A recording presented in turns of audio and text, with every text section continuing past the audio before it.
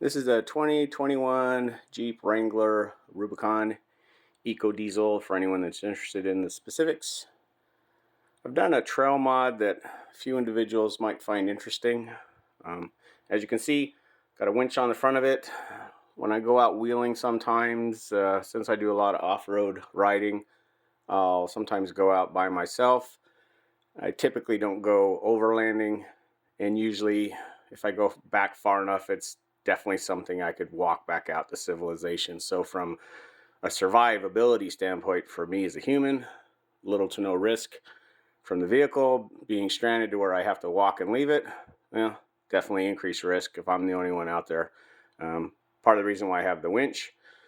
One of the things I wanted to add, because if I don't have another vehicle, or if I don't have a tree, or if I don't have a rock or whatever to winch off of, then I'm not going to be able to get unstuck by myself. And a few of you out there, most of you out there, hopefully know about winch anchors, which looks like a boat anchor that kind of digs into the ground and gives you an anchor point to winch from. Luckily for me, I'm one of the individuals that if I start getting stuck, I know if I'm digging myself down versus actually still moving forward.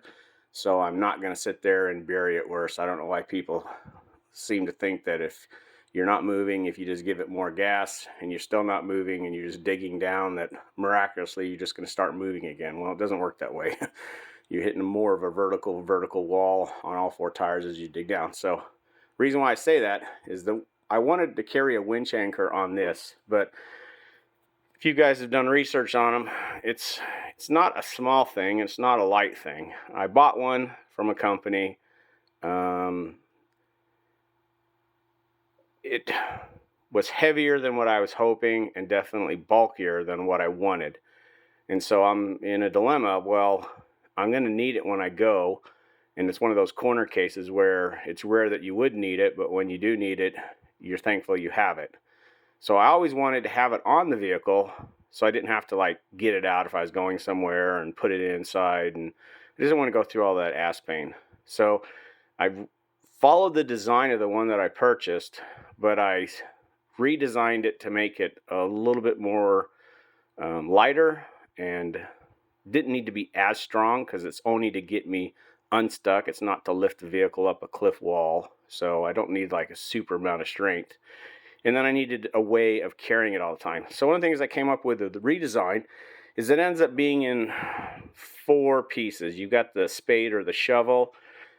Think of it as the vertical support that the shovel or the spade attaches to.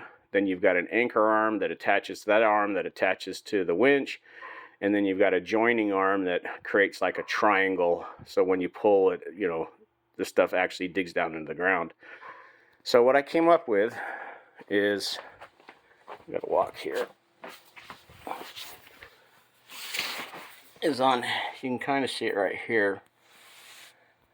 Here's where it starts, and it runs along and goes there. And this is the piece that holds the anchor shovel. You can see this end piece.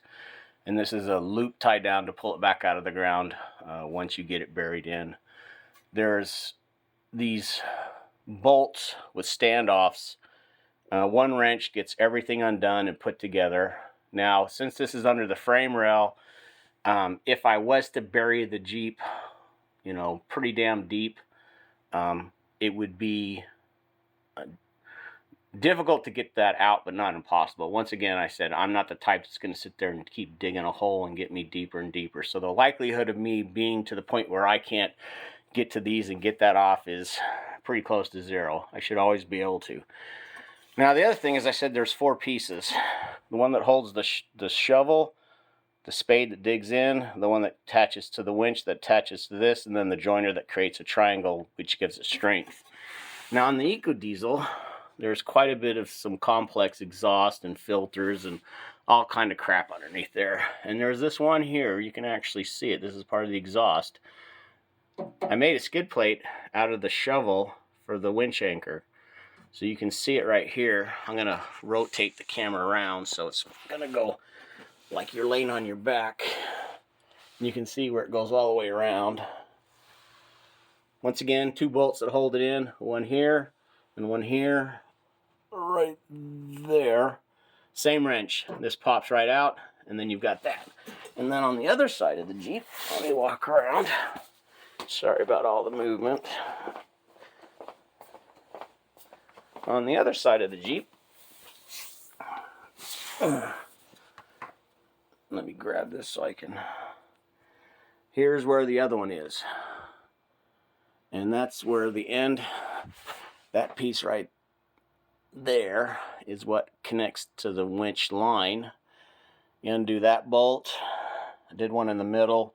And that's because of how long this one is, and also for vibration. I didn't want to hear it. And there's one right there.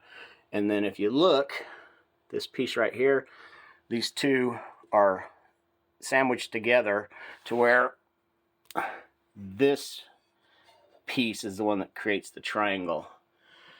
And all you do is take these 3 bolts out on this side, 2 bolts on that side, and 2 bolts on the spade. So you're looking at 7 bolts to undo real fast. I keep a special wrench just for this job. You assemble it, you use it, and then you put it back under. And this way, it's for the most part out of the way. I might do a little bit of extra protection for it just so the mounts don't bend up. But right now, it's pretty good. But I have it 24/7, 365. It's always on the Jeep. I don't ever have to worry about not having it with me. And so if I ever get in that corner case where I need it, voila, I have it. So that was my solution to having a winch anchor with me all the time, but not having it to where it was consuming all the inside space or rattling around. And I think the stock one is like 44 pounds or 42 pounds. And this one, I got it down to right at 20 pounds. So I was able to get the weight down by about 50%. So I'm happy with that minimum amount of weight, and I've got it spread. And like I said, one of them is actually turned into a skid plate for the exhaust. So that works out pretty good. But anyway, maybe someone finds this information useful. If you guys got any questions on, the details on how I mounted it or something like that, just give me a comment and I can do a special private video just on whatever you need to know about. But anyway, guys got any other comments or questions, you know where to leave them. Have a good one.